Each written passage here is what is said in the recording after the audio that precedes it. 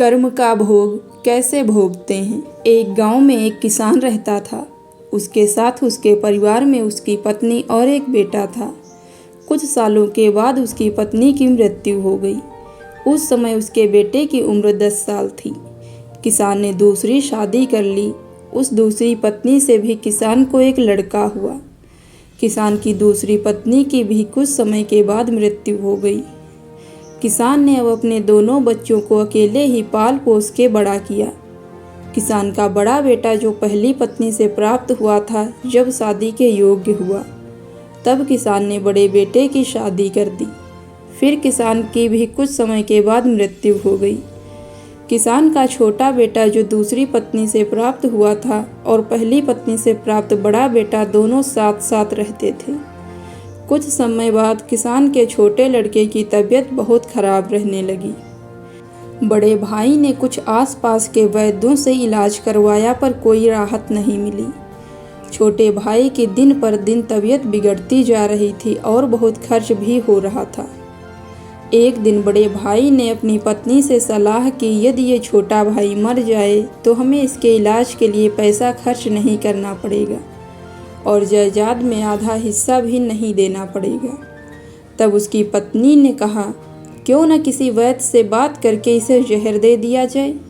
किसी को पता भी ना चलेगा और कोई रिश्तेदार शक भी नहीं करेगा।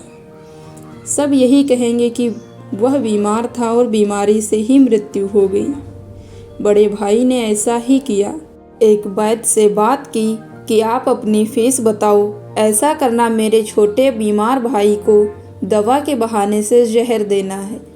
वैद्य ने बात मान ली और लड़के को जहर दे दिया और लड़के की मृत्यु हो गई।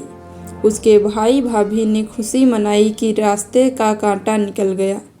अब सारी संपत्ति अपनी हो गई। उसका अंतिम संस्कार कर दिया गया। कुछ महीनों के पश्चात उस किसान के बड़े लड़के की पत्नी को लड़का हुआ।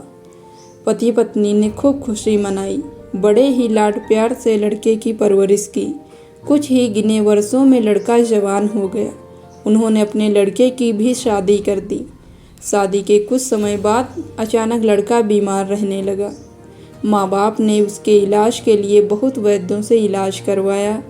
जिसने जितना पैसा मांगा दिया, सब कुछ दिया ताकि लड़का ठीक हो जाए।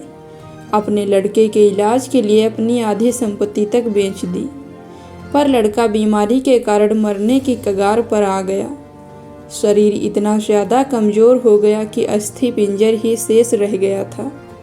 एक दिन लड़के को चारपाई पर लिटा रखा था और उसके पिता साथ में बैठे अपने पुत्र की ये दयनीय हालत देखकर दुखी होकर उसकी ओर देख रहे थे। तभी लड़का अपने पिता से बोला कि भाई, अपना हिसाब हो गया, बस अब कफन और लकड़ी का हिसाब बाकी है, उसकी तैयारी कर लो। ये सुनकर उसके पिता ने सोचा कि लड़के का दिमाग भी काम नहीं कर रहा है बीमारी के कारण, और बोला, बेटा, मैं तेरा बाप हूँ, भाई नहीं। अब लड़का बोला, मैं आपका वही भाई हूँ जो आपने जहर खिलाकर मरवाया था। जिस संपत्ति के लिए आपने मरवाया था, मुझे अब वो मेरे इलाज के लिए आधी बिक चुकी है और आपकी शेष है। हमारा हिसाब हो गया। तब उसके पिता फूट फूट कर रोते हुए बोले कि मेरा तो कुल नाश हो गया, जो किया मेरे आगे आ गया, पर तेरी पत्नी का क्या दोष है जो इस बेचारी को जिंदा जलाया जाएगा। उस समय सती प्रथा की थी, जिसमें पति की चिता के साथ पत्नी को जला दिया जाता था। तब वो लड़का बोला कि वो वैद्य कहाँ है जिसने मुझे जहर खिलाया था। तब उसके पिता ने कहा कि तुम्हारी मृत्यु के 3 साल बाद वो मर गया था। तब लड़के ने कहा कि ये वही दुष्ट वैद्य है जो आज मेरी पत्नी के रूप में मेरे मरने पर इसे जिंदा जलाया जाएगा। सीख, हमारा जीवन जो उतार चढ़ाव से भरा है, इसके पीछे हमारे अपने ही कर्म होते हैं।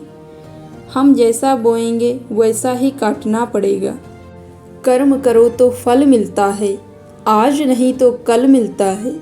जितना गहरा अधिक हो कुआं, उतना मीठा जल मिलता है। जीवन के हर कठिन प्रश्न का जीवन से ही हल मिलता है।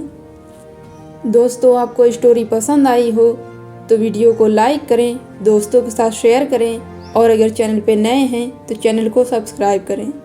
हम मिलेंगे आपको ऐसे ही नई कहानी के साथ। धन्यवाद।